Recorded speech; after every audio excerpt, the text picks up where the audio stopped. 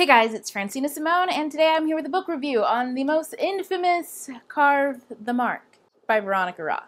So first off, for those of you who don't know, this is a sci-fi book. Actually, that's one of the reasons why I'm reading it, is if you don't know, I will be doing the YouTube Book Awards at the beginning of next year, and I will be judging sci-fi of 2017. Like I said, this is a sci-fi, and it is centered around warring nations, quote-unquote, on a single planet. Our main girl character actually lives with the tyrant who runs one of these people called the Shotet, and then our main character Guy, he is actually the son of a religious leader on the other side, and he gets kidnapped by this girl's crazy-ass tyrant brother.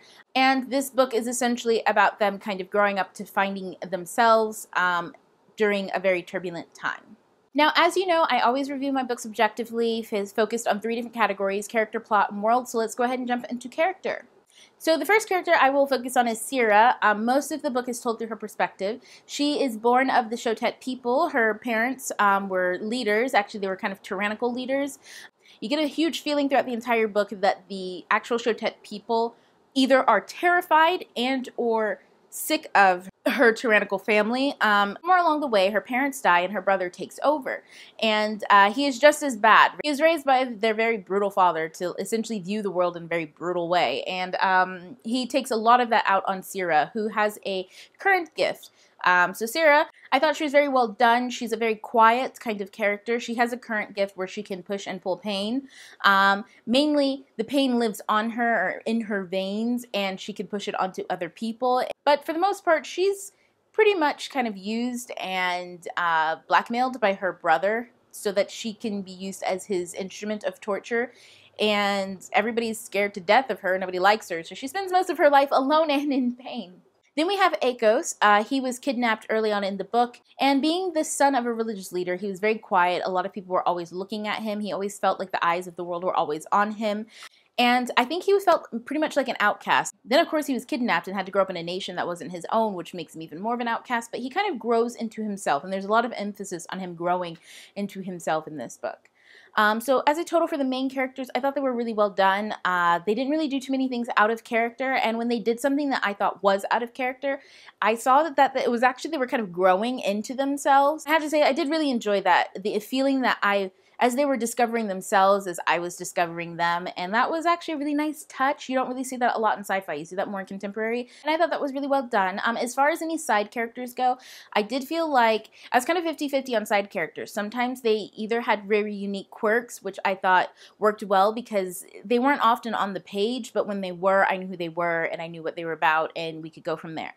And then sometimes some of the characters fell flat, and I found them to be very forgettable. I didn't really understand who they were too much. And sometimes that changed how I felt depending on where I was in the book.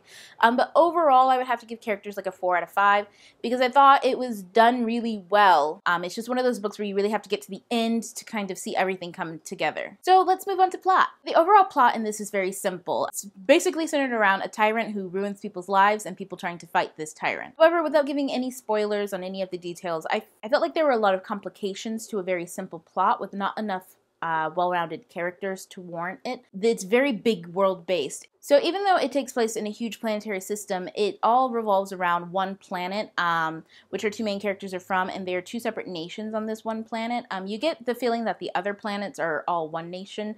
But anyways, when it comes to plot, I felt like we had a lot of teen characters who were doing a lot of big world things in one extremely small, place.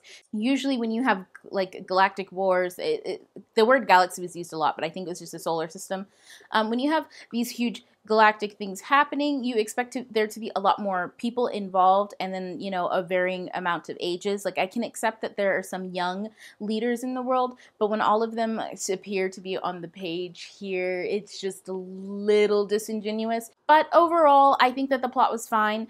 I just think that the world needs to be a lot more developed for this kind of a plot to take place. It feels like a big plot in a small story. So that's kind of my nitpick with that. So I gave plot a solid 4. It did deliver on its, beginning, middle, and end. I just thought that there were some plot holes or things that I could poke at. So overall, a 4 out of 5 on plot.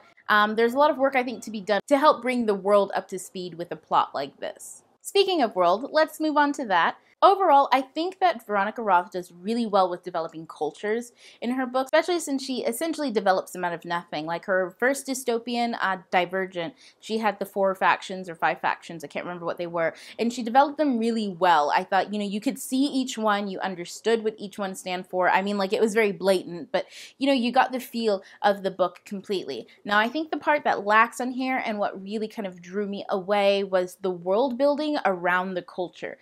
The culture is there, but I don't see the world that it's in so much. Like in Divergent, I had a really hard time seeing how all the factions fit together. I mean, they would take trains to places, and I was like, well, this seems like it's really big, but then I was confused because like the Dauntless were like these fighters, and I was like, well, an army for what? Because what? Like they made an army, but who's there to army against? Do you get what I mean?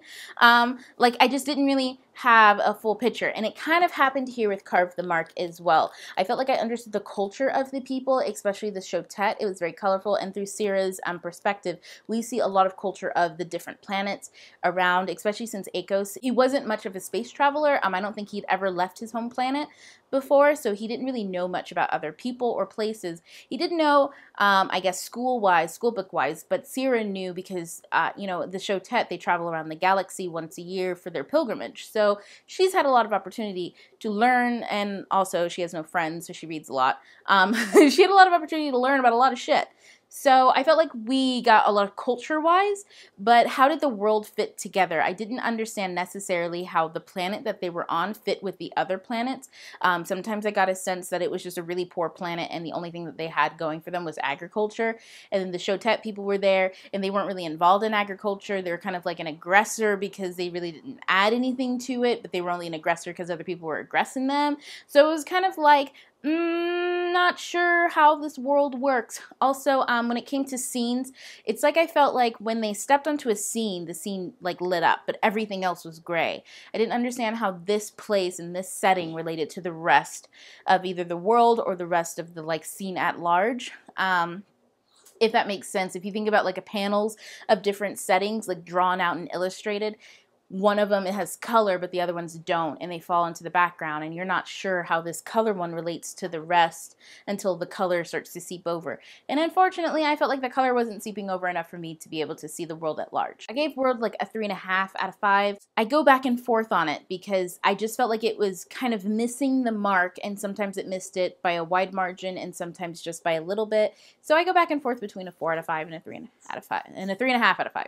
Overall, I give the book like a 4 out of 5 stars as far as quality is concerned, objectively. Subjectively, you can probably tell by how mute I am. This is not my kind of book to read subjectively. Like, the characters are very kind of broody kind of characters. It's a very quiet kind of read, where these people are in their head a lot. They're kind of, even though a lot is happening on the page, I feel like the tone and the color of this world is very, like, dark and moody, and not in like a risky kind of sense, but in kind of like a, like, you know, like I'm going through a scene kind of feel. Do I exist? Do you exist? If I close my eyes, does this exist? Like, you know what I mean? Like, it felt kind of, it wasn't like super like that, but it has that kind of style to it where it's very like kind of quiet and like broody, and I like vivacious stuff, guys. I mean, like, look how I dress all the time. And guys, with that, I probably need to go feed my baby, so TTYL, ta-ta for now. Bye!